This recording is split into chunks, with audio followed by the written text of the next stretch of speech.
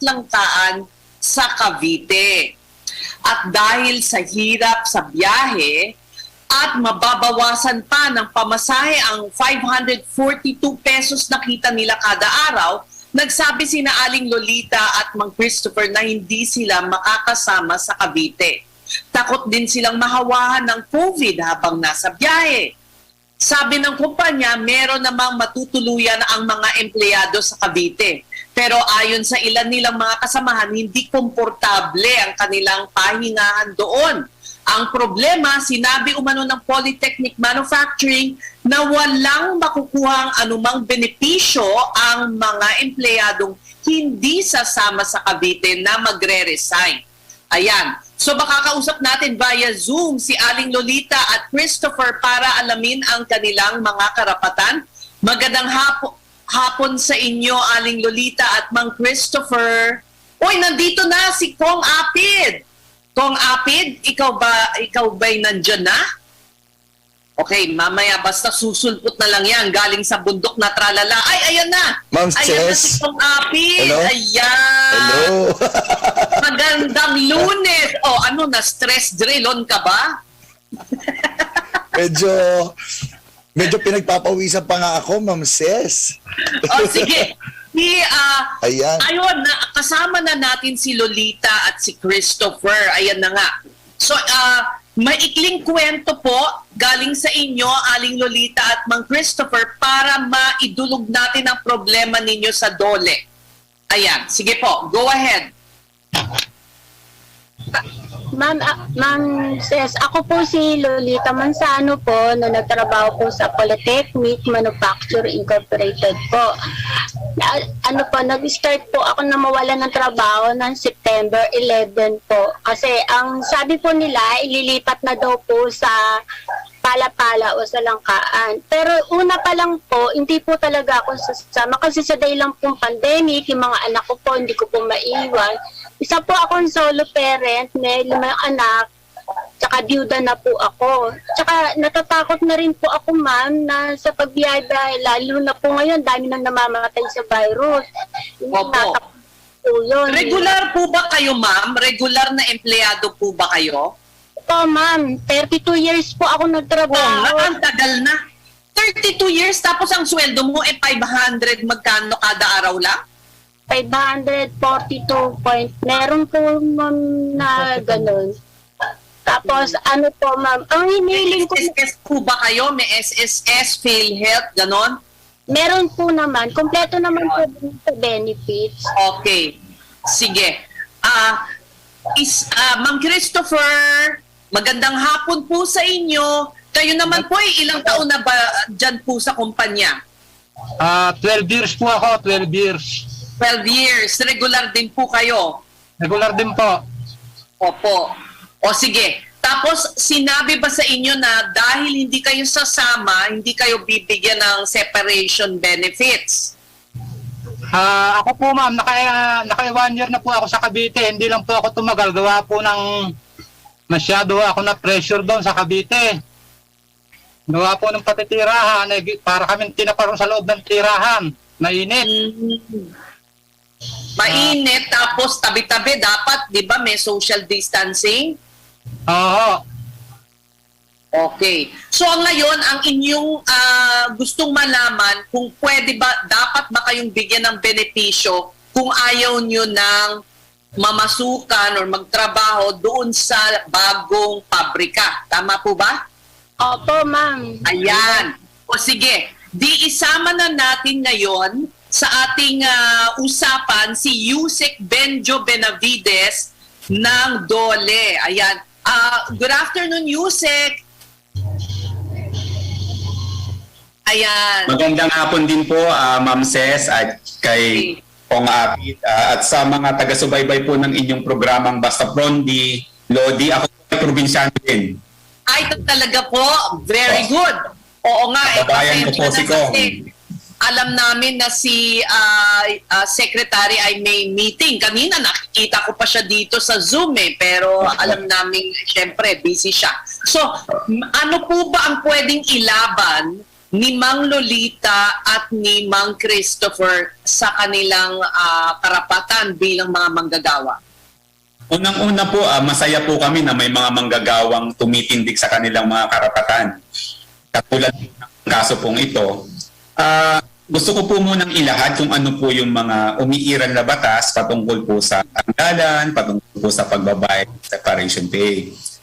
Very good, para malaman na rin po ng mga nakikinig kasi I'm sure marami na po rin kaming nagdaan na kaso na alam nyo, ginagawang dahilan ng COVID, tapos sasabihin walang benepisyo, etc. etc. Sige po. Opo, tama po yun. Kaya kami po mga yung may mga concern tungkol sa kanilang trabaho para malaman ninyo ang inyong karapatan. Go ahead, Yusek. Opo, tama po yun at maraming salamat po sa pagkakataong ito. Ang mga employer po, ang mga kumpanya ay totoo naman po na meron po silang karapatang magtanggal ng trabaho o magtanggal po ng mga empleyado sa mga kadahilan ng sila po ay meron pong installation of labor saving devices o kaya mag-i-implement po ng redundancy o kaya po ay may retrenchment para po makaiwas po sa pagkakalugi o kaya po pagsasara ng kumpanya. Ngayon pong panahon ng pandemya, marami po tayong mga kumpanyang nagsara. Ang sabi po ng mga kumpanya, hindi daw sila magbabayad ng separation pay. Mali po yun. Because under the law, ang pagsasara po, kailangan pong magbayad po ng separation pay para sa kanilang mga manggagawa. Dapat po yun ay kalahati ng kanilang buwan ng sahod multiplied by the number of years. So in particular, kung ito po si Aling Lolita, kung ang kadahilanan po ng kanilang pagkakatanggal ay retrenchment o kaya closure, dapat po bigyan po siya ng separation pay ng kalahati ng kanyang buwan ng sahod, tapos imumultiply po yan ng 32 years. Ganun po yung computation ng separation pay. Pero ito, Kaso po, opo, sa ang kaso, kanyang kaso ay hindi naman exactly tama po yun. Opo, transfer. ang kaso po talaga nila dito ay transfer. Under the law, sila po ay nililipat ng trabaho galing po sa Makati papuntang Cavite. Totoo po, karapatan po yun ng management. Pero ang transfer po ay dapat hindi po unreasonable at hindi po inconvenient at prejudicial sa isang empleyado. Kung ang isang exercise po ng paglipat ng isang empleyado sa isang opisina o planta papunta sa isa pang opisina o planta ay magdudulot po ng na magiging unreasonable po sa bahagi po ng empleyado o magiging inconvenient po sa part po niya. O kaya naman po ay napaka-prejudicial doon po sa bahagi po ng empleyado, yun po ay maituturing pong constructive dismissal.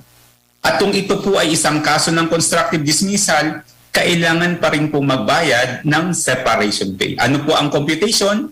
1/2 month pay per every year service. Magtatanong po sila, Ma'am Ses, paano naman namin yun masisingil? Ang yaman niya, di ba? Hindi, pwede po kayong pwede po silang lumapit sa DOL, mag-file po sila ng complaint. Alam niyo po yung pag-file ng complaint, although ngayon po ay may kahirapan po tayo, bukas naman po ang aming mga opisina. Yung complaint po, ano lang po yan, parang isang page ng dokumento, fill in the blank nga lang po yan. Okay. Wala pong bayad. Pupunta sila dyan physically. Pupunta Opo. sila dyan physically. Tama po yun. Wala pong bayad ang pagpa-file ng complaint. Wala pong filing fee. So, lalo na po ngayon, marami na pong mga manggagawa ang natatanggal sa trabaho. I-assert po nila yung kanilang mga karapatan sa separation pay. Ayun. Aling Lolita at Mang Christopher, handa po ba kayong pumunta sa DOLE para po mag-file ng complaint? Opo, ma'am. Pwede po. Yes. Maigi po kung ganon. Hirap po kasi solo parent po ako. Opo. Saka nagtatakot na rin. Yusek, matutulungan mo ba sila? Ay, oo naman po. Sana po Actually, tulong. kung gusto po nilang pumunta, bukas po ang aming opisina hanggang 6:30 ng gabi. Maaari po namin sila. Bukas kung gusto po nilang pumunta, okay naman po yon.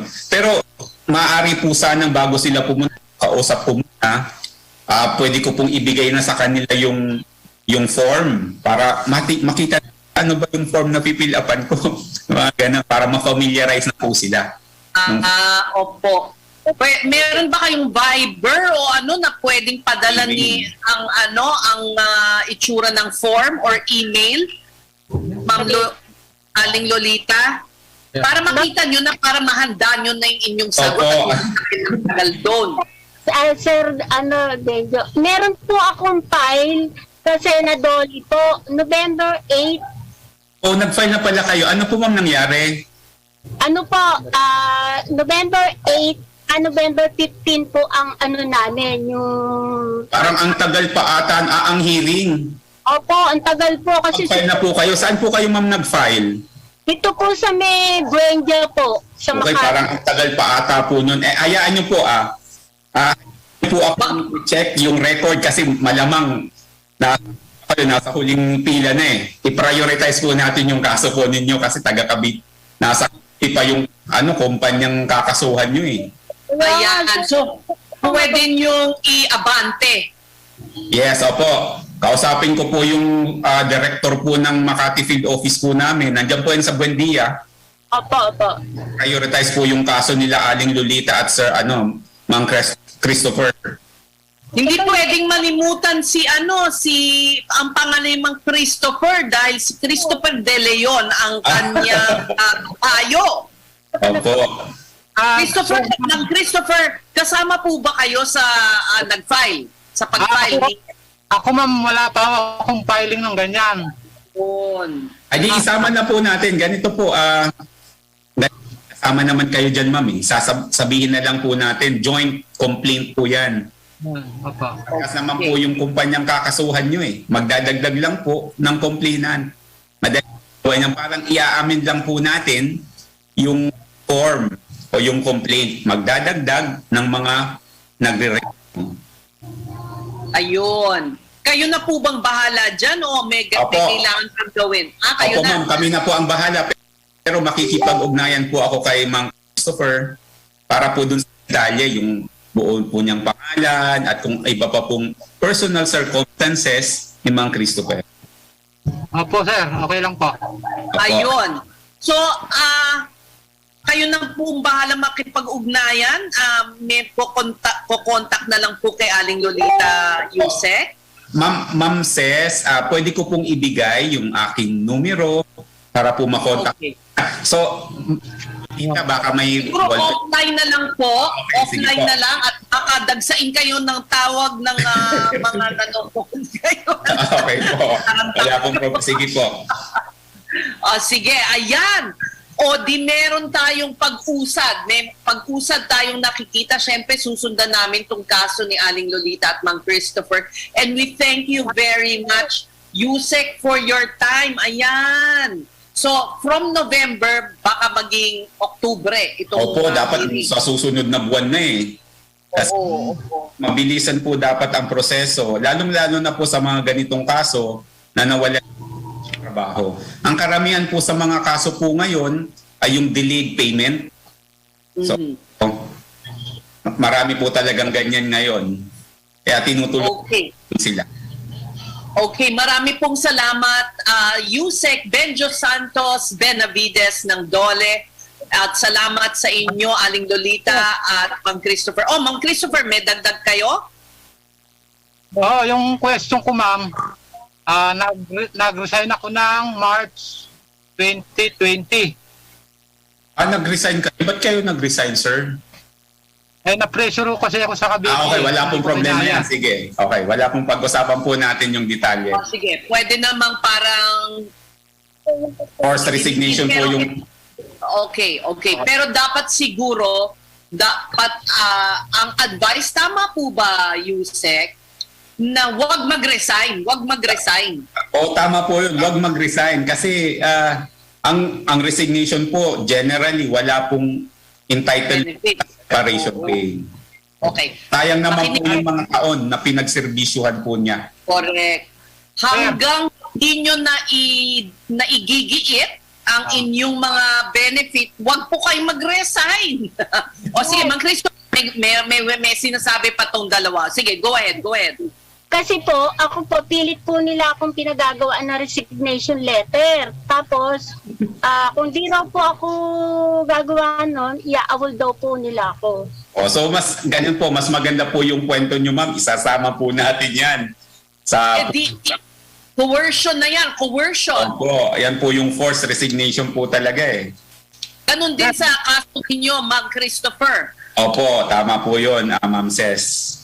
Sa akin naman po, hindi ko po alam kung tinanggap nila yung resignation ko o binasura nila. Kasi hanggang ngayon po, wala po ako natatanggap na message buhat sa kanila eh. Opo, maganda po Mang Christopher, mag-usap pa po tayo ng medyo detalyado para kuha po natin yung iba pang circumstances surrounding your specific case. Okay. So, Aling Lolita at Mang Christopher, intayin po ninyong makipag-ugnayan ang staff namin para makuha ninyo ang telepono ni Yusek, okay?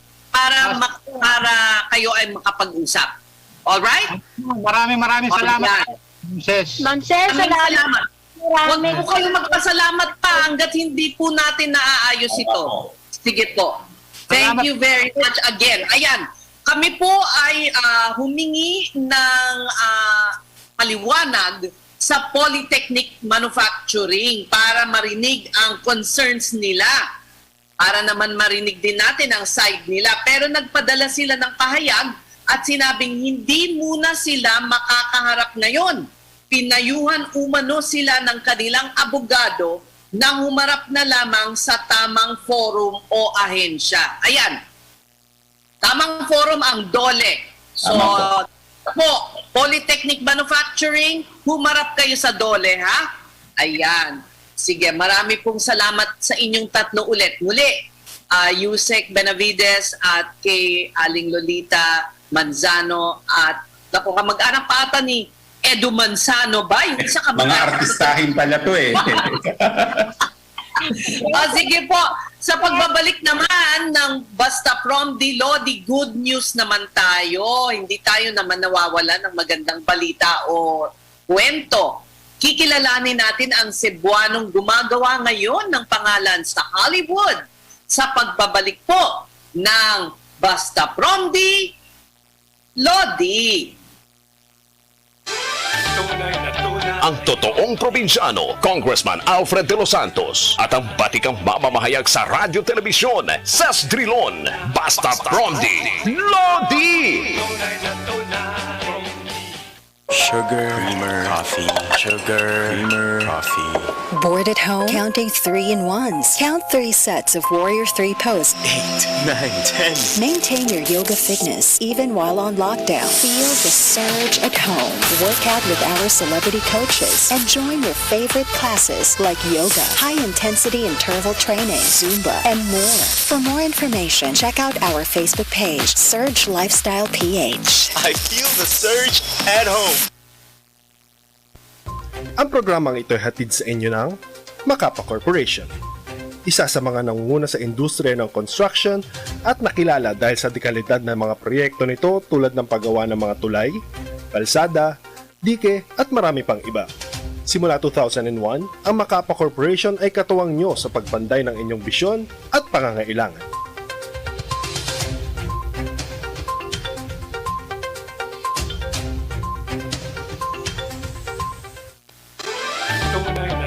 Ang totoong probinsyano, Congressman Alfred de los Santos at ang batikang mamamahayag sa radyo telebisyon, Ses Drilon, Basta Promdi, Lodi!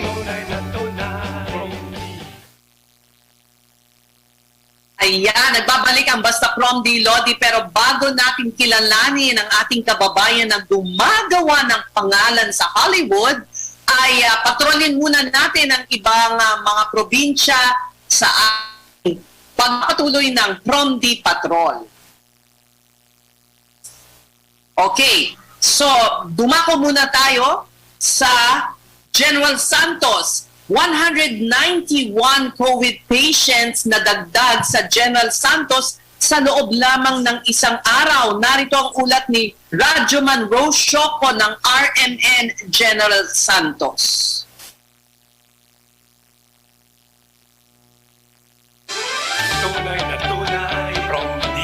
programang may tunay na malasakit at puso sa bawat probinsya.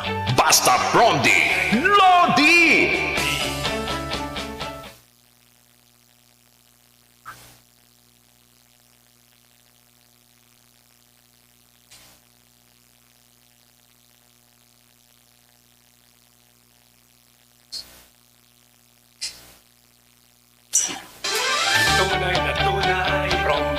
Ang programang may tunay na malasakit at puso sa bawat probinsya.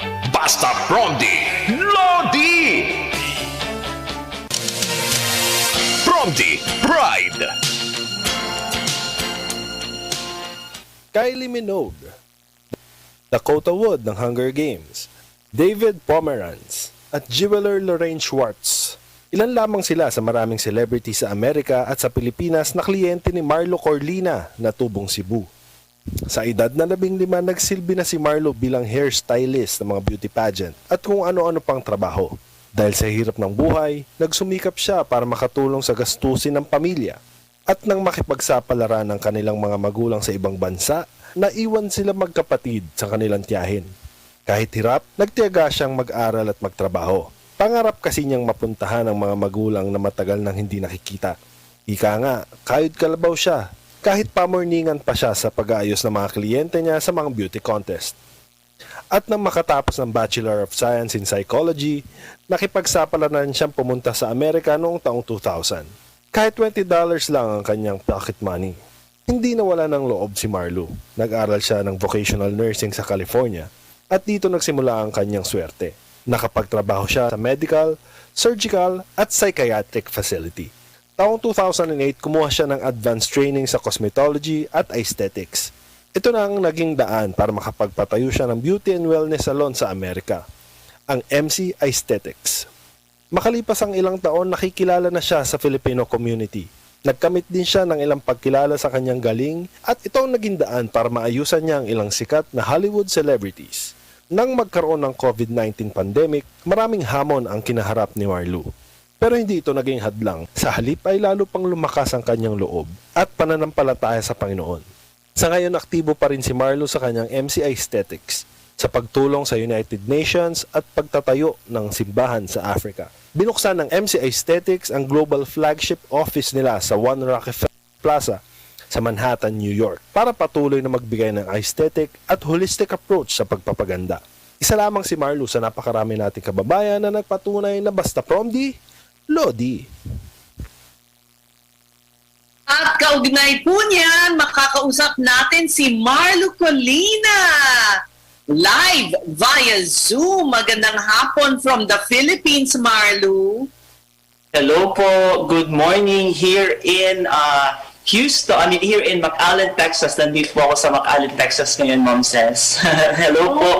Maying hapon sa ako mga kaigsuunan din ha sa Cebu City o sa mga Bisaya, sa Mindanao. And of course, magandang hapon po sa inyong lahat na nanonood sa Pilipinas and all over the world. Hello po. My name is Marlo. You're from Cebu pala, Marlo. Yes po, Ma'am Ses. Cebuano. I grew up in Cebu. Oh, beautiful place. How many clinics do you have now? Well, right now po, meron tayong clinic sa BGC, which is syempre sarado siya ngayon kasi I'm here in the US and also in Cebu. I am actually in Houston, Texas. I also work with a plastic surgeon here. It's the Butterfly Med Spa and Wellness. But we have our flagship office for our skincare line nasa Rockefeller po in New York City, which opened last September 17th po of this year. At and we're so blessed na nagdatingan po ang mga different dignitaries from all over the world. Nakasama natin, of course, isa sa mga editor-in-chief ng Diplomatic Society magazine, si Gloria Starr, na siya po yung nagbukas ng, nag-cut ng red ribbon natin. Also, presidential candidate for Haiti, si Engineer Jude Eli, and the ambassadors from Dominican Republic like Francisco Renzo, and marami pa pong iba. Wow, congratulations. Can you just imagine that you are actually thriving despite the circumstances? I mean, you open a store in Rockefeller Center, the address to be in New York, di ba? Na-conscious tuloy ako, Marlo. Kasi alam mo, kaitsurahan ko dito, antayin kitang pumunta ng Pilipinas. Ganon. Hayaan mo po, ma'am. We're gonna send you our skincare products para po masubukan ninyo, syempre. You have an amazing story. I mean, tama ba that you began, if I listen to your story right kanina, with $20 in your pocket? Yes po. Noong 2000 po, syempre po malakas po yung mga beauty pageants sa Philippines that time. No? Talagang nag-ipon ako and with the support of my parents na nandito naman sila sa Amerika po, although kulang din talaga po yung padala kasi syempre po si mama po is naging caregiver lang po siya dito tapos yung daddy ko po is nagtatrabaho lang po siya as driver sa isang pharmacy. Syempre po hindi po kami pwedeng manghingi ng pera. So ang ginawa ko po, nag-working student ako, nagtatrabaho ko sa gabi, gumagawa po ako ng makeup sa mga beauty pageants, yung mga bikini open na very sikat pa dati sa Philippines. Nakakapunta po ako sa Bohol, sa Mindanao, walang tulog, sa Ormoc. And then in the year 1999, tinulungan ako ng pinsan ko na magkaroon po ako ng hair salon sa Cebu. At sabi ko po, gusto ko talagang makasama yung mga magulang ko nung nag-graduate ako. So nung pumunta ako ng Amerika, syempre naubos na yung pera ko sa pamasahe and everything. May time pa na nangutang pa kami sa tita ko ng pera. Yun po, $20 lang po yung laman ng syempre yung bulsa ko. But then when I got po dito sa Amerika, sa awa ng Diyos, nagkaroon naman ako ng wedding 3 days after po ako dumating at nag-ayos naman ako ng mga bridesmaids at bride at doon po nag-start lahat. Wow! And from hair and makeup, you're now into aesthetics. So kasama na lahat, wellness. Yes po. I suppose all the services that you can have in a wellness clinic. So yes po ma'am. Bale, that time, sabi ko ang pinakamaganda kasing madaling magtrabaho is nursing. So I went back to nursing. I worked as a nurse for 8 years and then gusto ko talaga yung ginagawa ko in the past. Siyempre po, gusto ko talaga mag-design, gusto kong magpaganda. So sabi ko, I wanted to go back and fulfill that. And with the support of my parents, I was able to finish cosmetology in California and aesthetics. And then after that po, hindi pa po ako nakontento. Parang frustrating kasi if I do only hair and I only do makeup. Sabi ko, gusto ko talaga yung mga aesthetic services like nagbibigay ng Botox, or filters, facials, everything. Kaya po ang MC po, kung nakikita niyo po sa likod, it's multifaceted care. Kasi lahat po, ginagawa ko po siya talaga. And I think it's a very unique approach to beauty and wellness na parang pagpunta mo sa akin, parang kaya natin gawin yung buhok, yung eyebrows, yung facials, yung lahat po ng mga non-surgical treatments na nagagawa po natin dito sa Amerika. Yeah, so kasi usually, iba yung salon, iba yung facials, yung skin treatment, but ito parang all-in-one na. Yes po. All-in-one siya kasi I think it's just, ako lang po talaga na talagang pag sinabi mong aesthetic, parang gusto ko siya gawin lahat. I mean, to the point na even in Cebu po, kasi I'm also a developer, I'm also a real estate developer in Cebu in partnership with my brother Mitchell. We are also developing houses and building homes in Cebu right now. And in fact po, even on Zoom, talagang nagde-design ako at nag-i-interior din ako ng bahay and then umuwi ako ng Pilipinas, nag-i-interior ako. So anything na makita ko po, pag gusto kong pagandahin, pagagandahin ko talaga siya.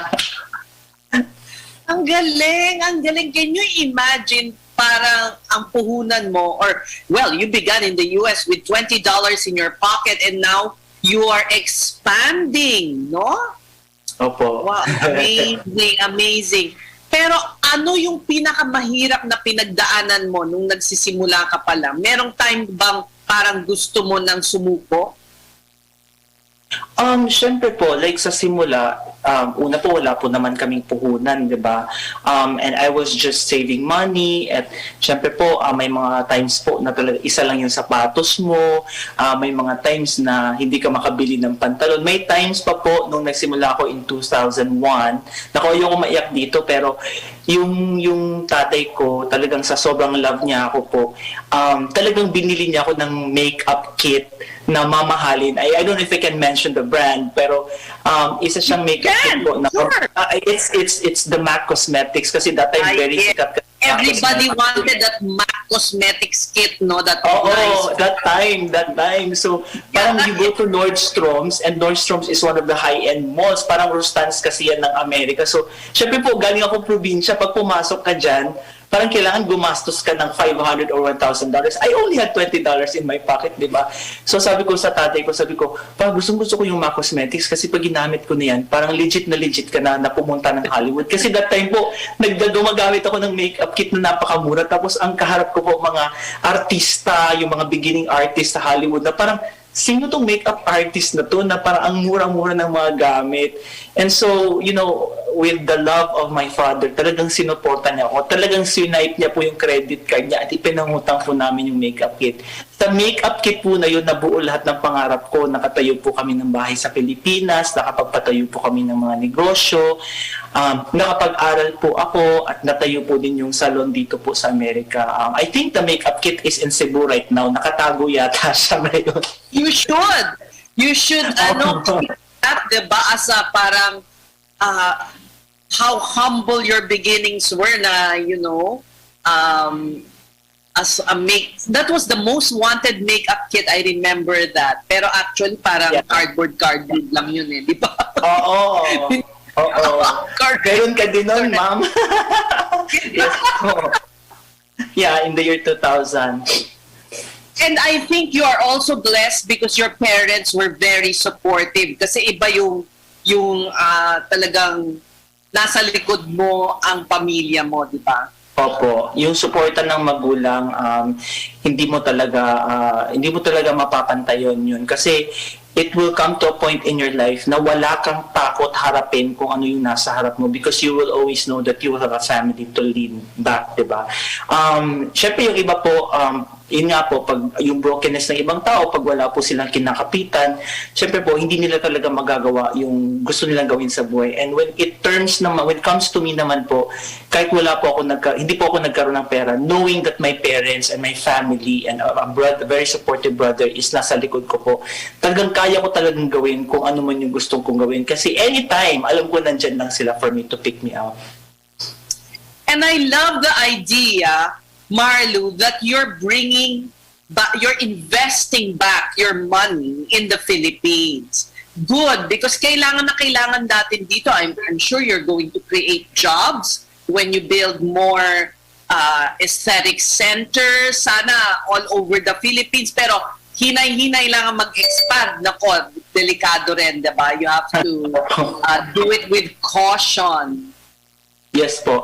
As of now, Ma'am says, we have distributors all over the Philippines. Meron tayo sa Manila, meron din po tayo sa Cebu, meron din tayong mga online. And then also po sa real estate development natin, meron tayong about 100 employees already na napapagtrabaho po ng kumpanya natin sa Cebu. And in the next year, mag-expand din po tayo. We're building about 144 houses in Danao City. So sana po pa-approve yun. We're also building a condominium in Compostela, Cebu. And hopefully po, maraming projects pa po sa Cebu in the future. Helping the less fortunate ones to be able to afford yung mga low-cost housing naman po yung projects natin ngayon. In partnership. Very good. Ang galing. Teka muna. Your makeup is manufactured where? Your makeup brand? The skincare line po are basically everything is here in the US po. Yes po. And then we are also distributing in the Philippines and all over the world naman po. Wonderful. So, you designed this line yourself. Kung ano yung mga nandyan for skincare, everything. So everything po is based on talaga po, syempre nag-aral ka. And the good thing about in the US is you really have to go to school for something that you really wanted to do. You need to get licensed. But the difference between siguro po sa iba, dahil yung leadership ko talaga is I'm an initiator, talagang naghanap din talaga ako ng, because of my creative thinking, di ba? Parang gift din sa akin yun na I want to create something na wala din po sa market. Like for example, maraming tao naglalagas yung buhok nila, so I created a shampoo line na hindi naglalagas yung buhok mo after 2 to 3 washes of your hair.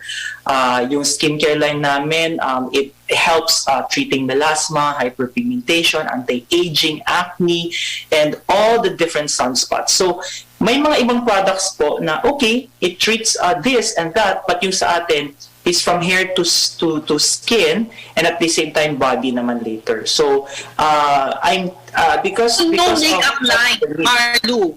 we have a lipstick line. We have a makeup line, which is the lipstick line that is long wear, that you can actually use even you go swimming in the swimming pool, hindi mo siya natatanggal.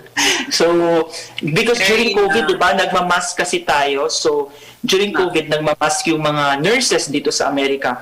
At pagtanggal kasi nila ng mga mask, na pupunta sa labi at everywhere. Some people naman, they're wearing makeup, their lipstick na long wear, pero nagkakaroon ng, nagbabakbak yung mga skin nila.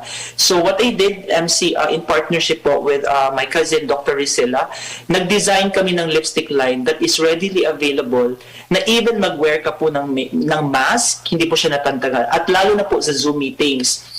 Dr. Rizela kasi is a principal and she realized that maganda na yung skin niya, pero every time she does Zoom meetings, kasi nag-lockdown po, sabi niya may kulang, sabi niya. And then she's on, nandun kasi siya sa online for 7 hours. So retouch siya ng retouch. Sabi na, why don't you come up with a lipstick line na yun lang ang gagamitin mo, di ba? So, I'll tell po, Miss Leia, ang atin pong manager dyan sa Philippines, padalhan po kita, Ma'am Ces. Magbutuhan niyo po. Oo. Ang isang hindi maganda sa, biglang usapang makeup na ang nangyari. Pag long wear lips, long wear, whatever. Lipstick. Long wear, it dries your lips. Yes, Sa'yo, hindi? it dries your lips and it makes that skin crack. Our lipstick po is made in Canada and it is actually, we call it the velvet lipstick, which means it does not crack your lips, but even though it's matte, but it has a velvet feel on the lips. I like what you're doing. You're designing products, adjusting to the situation. Like talaga, nakakainis na mag-lipstick. But what's the point? Nalalagay naman sa mask mo. Diba? Yes. Tapos kailangan mag-retouch.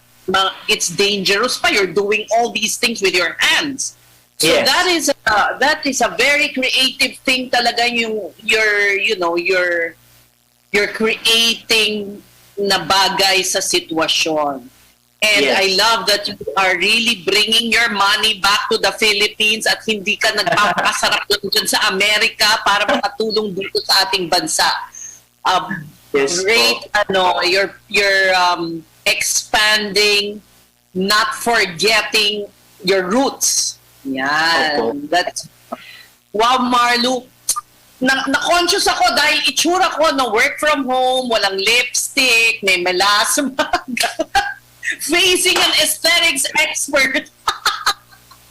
Don't worry.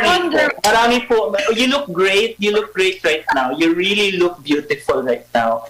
In fact, I always when I do beauty talks all over the US right now, because the platform of MC Aesthetics is to really give true beauty education to the public. Hindi po tayo multi-level company, multi-level networking, but we are just a direct selling. But what I do is I give consultation through beauty education. But what I emphasize on people on this true beauty education, no matter how much makeup I put, how much beautiful makeup I put on you, no matter how much I treat your skin, and no matter how beautiful the skincare products, they will not be as effective as to with regards to somebody with having a beautiful soul. So, Ma'am says, nakikita ko naman that you're having this really beautiful soul na nagra-radiate naman talaga siya sa screen right now. So, any makeup that I'm gonna send you and any skincare line and hair care line that I'm gonna send you is just gonna be an icing on the cake for sure. Well, thank you naman. I'm so happy that I exude that across, even virtually. But I understand, I'm just reading here, you have a project with the United Nations? Yes, we have during the beauty education that I have had at the Peninsula Hotel in New York. Surprisingly, our friend from New York, his name is Briggs Palin, actually invited some of the dignitaries.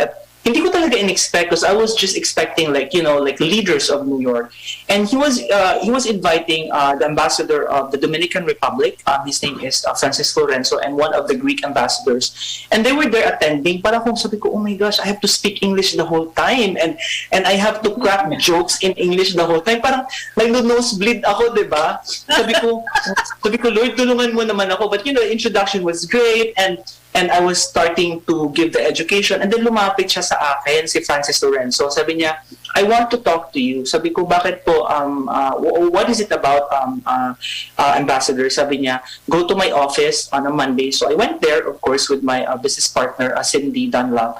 And hinarap niya kami. Sabi niya, I really like your advocacy. Sabi ko, which one? Sabi niya, I have seen your talk, and you've been building churches in Malawi, Africa, and in the Philippines, and in Sultan Kudarat, in Cagayan.